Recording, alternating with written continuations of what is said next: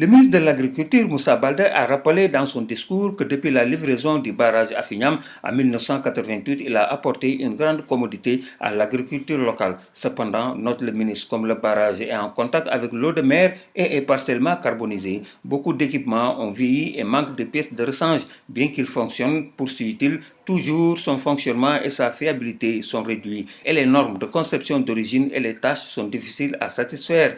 Il est urgent, selon le ministre de l'Agriculture, Moussa Baldé, d'effectuer les travaux de réparation et de restauration des fonctions de conception d'origine. Nous l'écoutons.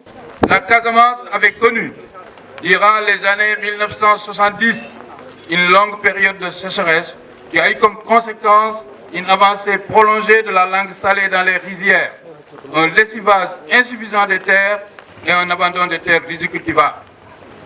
En réponse à ce fléau de sécheresse, notre pays avait alors mis en œuvre un vaste programme de construction de barrages et de digues anti-sel en vue de protéger et de sécuriser les productions rizicoles.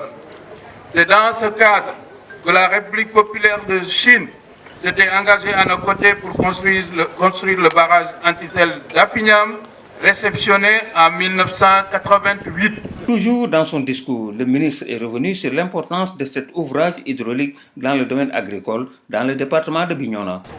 Ainsi, à travers un transfert de savoir-faire, les techniciens chinois avaient permis à leurs homologues sénégalais d'en assurer la gestion et la maintenance. Mieux, par l'envoi de missions chinoises, des tests concluants de riziculture ont été réalisés avec succès sur les différents types de sols rencontrés dans la vallée de Bignona.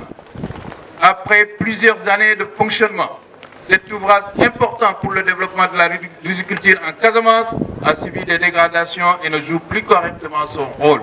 Grâce au barrage d'Afignam, plus de 11 000 hectares de terres rizicultivables seront réalisés dans le département de Bignona au grand bénéfice des populations.